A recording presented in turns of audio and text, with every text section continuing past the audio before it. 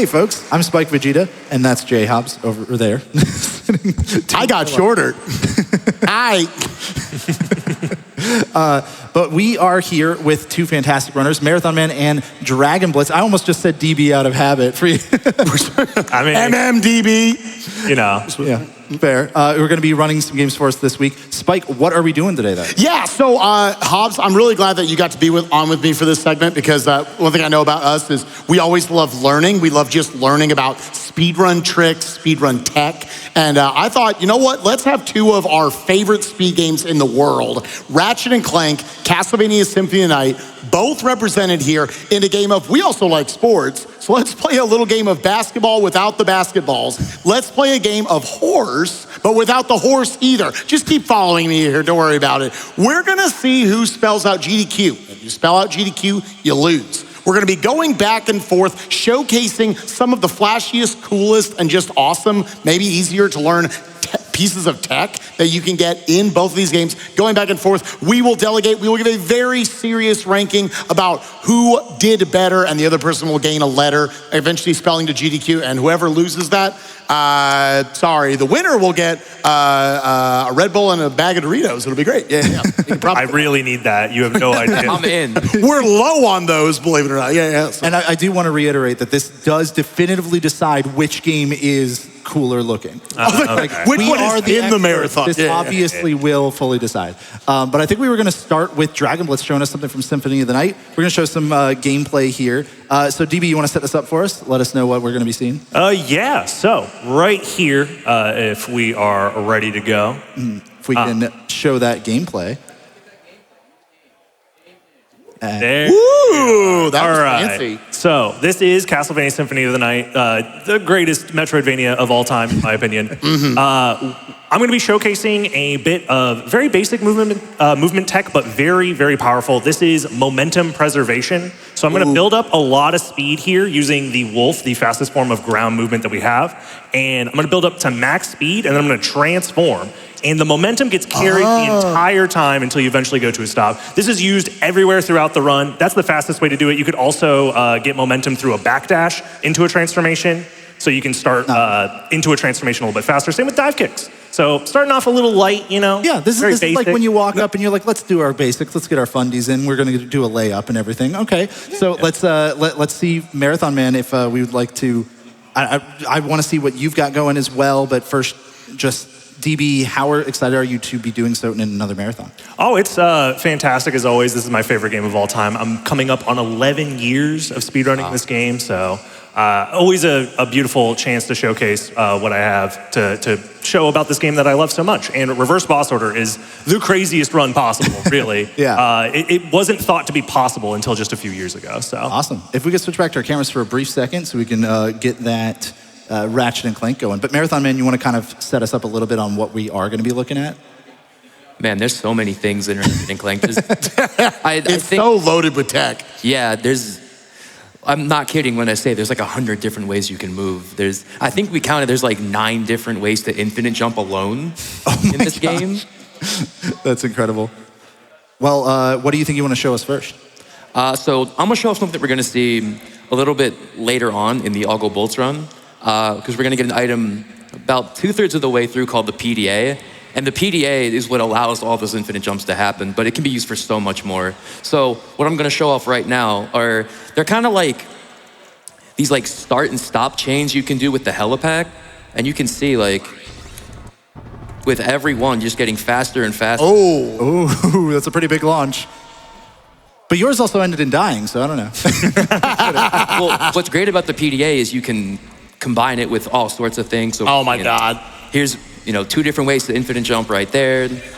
all right, bring in the heat already. Yeah, in round 1. All right, we're clipping through. We're gonna have to stop you there because you can't be giving away everything. All right, we got so we got momentum conservation versus infinite jumping, effectively, right? Yeah. Okay. Let's see, Spike. What do you think? Yeah, so like I love DB immediately starting off with momentum conservation. It seems like a very small thing, but I love anytime. Like I play games like the Donkey Kong Country games and whatnot. Anytime you can create that, that's a lot of fun. It's very easy to visualize and get excited about.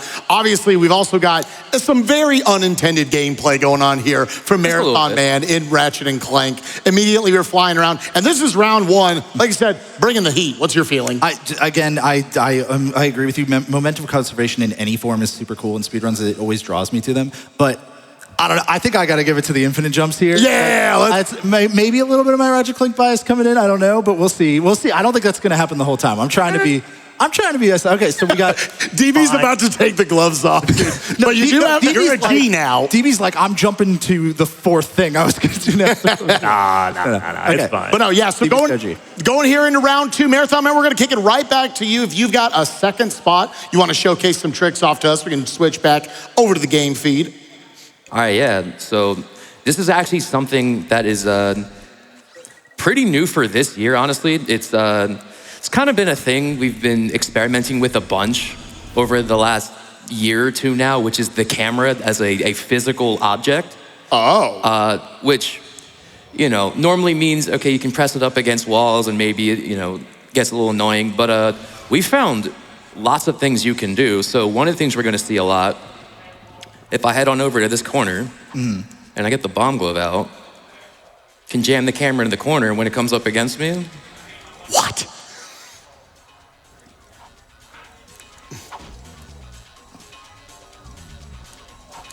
What? Wait. What? Did you just jump off the camera? There's no way. Oh, dude. Oh, no. How am I supposed to beat that? That's nuts. Unbelievable. Wait, so is that what happens? You jump off the camera? That's actually Yeah. what's happening. the camera pushes up against you and you can launch right over top of it. That's incredible.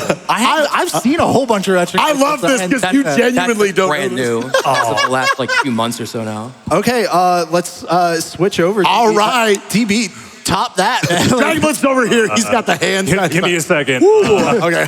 Yeah, give him a Got second to mentally- think. Tell us, man. walk us through your process. What are you thinking here, maybe?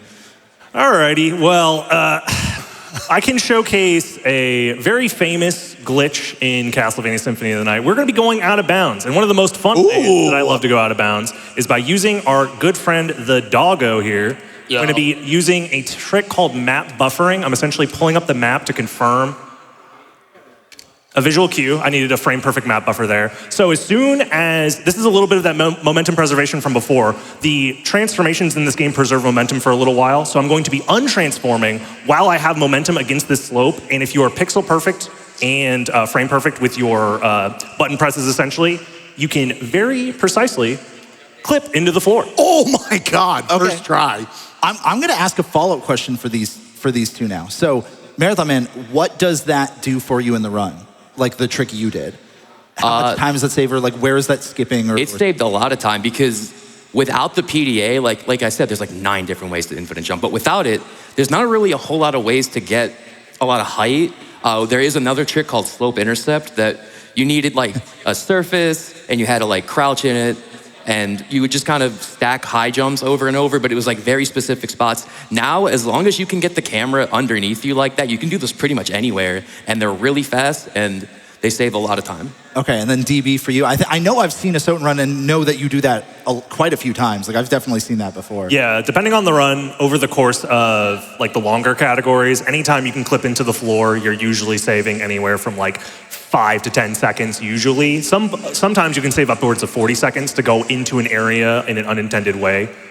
So you can even skip key progression items by doing stuff like this. This particular floor clip that I showed off saves about 8 seconds because it allows you to leave the library much quicker than normal. All right, Spike, we got some context now for these two. What do you think? It almost makes it more impressive to me that all of this is, DB was hey, here's a frame perfect, pixel perfect trick. And with all sorts of creativity around pause buffering and whatnot, and just DB's been playing the game like a god for 10 plus years now. Showed it off first try. And at the end of the day, that's speedrunning at its core. This absolutely ridiculous trick, 8 seconds. Right, yeah, I know, right? But also potentially upwards of 40 seconds and done a lot in these longer categories and stuff. I don't know, standing on the camera is ultimately super cool as well, but I'm kind of leaning towards the fact that you have to do that frame perfect buffer, see a visual cue. Where are you leaning? I think we're giving a G to the Marathon Man. You're both a G right now. That actually canonically checks out.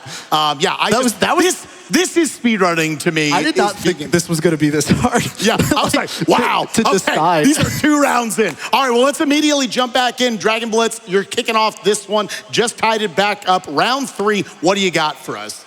Okay, so this next trick was very recently discovered via a understanding of how the game's debugging process works. Okay. So when they were first programming this game, they had various different like debug codes that they would use to like test certain things. Most of those got taken out of the final version of the game. This is the one instance of a debug code that was left in the game. Oh. So this only works in very specific versions of the game, by the way. But I'm going to showcase exactly what I am skipping. So this is just some movement tech to get to this room over here, which opens, you press this switch and it spawns the Donkey Kong skeleton to blow up that bridge. Oh my God, he is. Yeah, it's Donkey Kong. He's just dead. I don't know what they did to him, but wow. yeah. So the whole premise of this is that you spawn the Donkey Kong there, and then oh hey, Donkey Kong's over here too. That's so awesome. And you're supposed to lure him over and like blow up this bridge by essentially like having him throw the barrel at you. Yeah. We don't need to do that. By doing a specific button combo on the controller, you can essentially force the explosion whenever you want. Oh, and over and over and over and over again. This is in the original release of the game on the PlayStation 1, essentially. And yeah, this saves 40 seconds. That's just pressing a button combo. Yeah, and you're not. What is the button combo? Out of curiosity? You need to have a second controller plugged in. Okay. And then you press triangle on the second controller. But the controller needs to be plugged in before you boot up the game. Otherwise, it doesn't. Yeah. Otherwise, I think what helps send that over the top a little bit is the fact that you can repeat it over and over. Oh yeah. Seeing the explosion without the bridge reforming. Okay. Well, Marathon Man. All right. How are you going to top a bridge just blowing up over and over and over again? Let's see what we can cook up here. Okay. I love the menuing in Ratchet and Clank, how quickly you can just get between planets. Yeah, it is nice. So Marathon Man, first in-person GDQ like showing here and everything. Yeah. How are you feeling leading up to your run? I'm feeling great. Yeah? I'm very excited. Awesome. Yeah. Make sure to stick around. Everyone will be doing their run right after Mega Man 9 with Slurpee Ninja, right after this. So, okay. What do we got here? All right, so keeping with the theme again, character is a physical option. This is something else that we've kind of experimented with the past like year or two, but again, we're gonna jam the camera into the wall here, and I held it for too long, so it pushed me back out, but that's okay. As soon as we see the glass, you can flip right through. Oh man. Jump right through it. Is there another video game in speedrunning history where the camera is a physical object? Like Mario's not jumping off a Lakitu or anything. Not yet. Not yet, no, we need to keep looking. And again, you said this some of them. super new tech. Yeah. Found it. Yeah. Okay. Just because I also know how ridiculous sometimes just being able to get out of a room in Ratchet and Clank means. Oh yeah. Like that's my leaning right now, Spike. I don't know about you. Yeah, that's pretty good. Golly, I really like the visual. I do really like the bridge blowing up times. too, though. I think of the two, I'm gonna leave this one up to you because I'm biased because Donkey Kong was in so. Okay, well, here, we're going a little long anyways. Why don't we just give them both a letter and say that one was All a right, draw? they're both That one was a D. draw. So, All right, then we got one round left right here. We're gonna be kicking off with Marathon Man. You got one trick left in you. What are you feeling, bud? So We're gonna fall. probably. They can't see this, but we're They can't see from. There you go. There you go. Okay, so I was asked off camera, which in my opinion is the best Ratchet and Clank game to run. And you incorrectly answered. I correctly said Ratchet 1. I love Ouya. I love all the games. Hold it. They're so great. But I think one of the big appeals to me about Ratchet 1 and why it's my favorite of the games to run is because of how mechanical a lot of the tricks are. For sure. And so the kind of big, notable, quirky thing about this game, you guys see this mud here? It's pretty special. I was gonna say, I know what this is. TV, good luck. Like, I knew this trick would be showing up. Yep. As soon as you said 5 tricks that best show off the game, I said, I know where we're going. Oh my gosh. And that skips this entire plan. We can go straight to the boss room. And that's just a property of the mud being underneath you that somehow it's refunding your jump or something? Like you can basically just cancel the long jump here and the side flip here over and over and over. So like I'm fluttering R1 and R2 over and over and over while jumping. And it is all across not the mud easy. there. Like, it's not, because if you drop either R1 or R2 or any input at that point, the whole thing's gonna get it's over. Yeah, you then have to like either, if you have the PDA, like try to, or if not, then you're done. All right. That's a girl. DB, a bag of Doritos is on the map. Dude, I'm so hungry. All right, let me see if I can set up this trick right here. Okay. You got your third dimensional jank and all that stuff. We're here in a 2D plane. I'm gonna be showcasing a glitch that requires a toadstool item. This is my favorite glitch in the entire game because it saves, at best, 1 second. But the consequences of doing this glitch are, well, I'll just show it right here. I'm clipping through the floor into a load zone. This is what saves the 1 second. No, Getting into this area 1 second faster. But the consequence is, now you have to run through this area with corrupted graphics the entire time. So you need to essentially memorize exactly what this room looks like, every single room in this like corrupted state, if you want to take full advantage of what this room of speedrunning through these rooms. So this is pretty much all to save 1 second. Otherwise, you just have to go around. Yeah. Otherwise, your movement, like if it's even a little not precise, then all of a sudden, you're losing that one. Yeah, like this room, for example, is full of spikes and like you can't see them because of the way that the room is like corrupted. Normally, it is also dark in this room, but there's all sorts of other things. Like enemies are covered by like corrupted graphics, so you need to know where enemies are at all times. Yeah. Stuff like that. Dude, we told them to bring it and they both brought it for the last one. Absolutely. These are two of my favorite speedruns in the world. I'm so glad both of them are getting showcased here at this GDQ. As far as handing out the queue in GDQ. How are you feeling? I want to know your thoughts first. God, this is just so visually beautiful what's going on screen right now. I'm leaning this way. What are you feeling? The Ratchet community is going to be so mad at me. I'm sorry. I got to give it to DB because of just the way that you have to know every enemy. You got to move through the whole thing without it being able to see what's going on at all. Cineflips, I think, would have beaten every other one that we did. But that was my number 5. But. I know, but unfortunately, sometimes, you sink the three-pointer, the person follows it up, and they follow it with a half-court shot, and they get the Hail Mary, so... Two of the most developed speedruns of all time are going to be showcased here at GDQ. Again, we've got Dragon Blitz on Thursday at like 10 p.m. At like 10 p.m. doing Castlevania Symphony of the Night reverse boss order. Lots of bosses. It's going to be very fun to see how you blow through that game and destroy all those bosses so quickly in the reversal order. And coming up right after this next run of Mega Man 9 by Slurpee Ninja, we have got the one, the only Marathon Man going to be taking down Ratchet Clank. All gold bolts. Don't go anywhere and make sure to donate to an amazing cause. Gamers, we're going to be kicking it back up to the front for Mega Man 9. See y'all soon.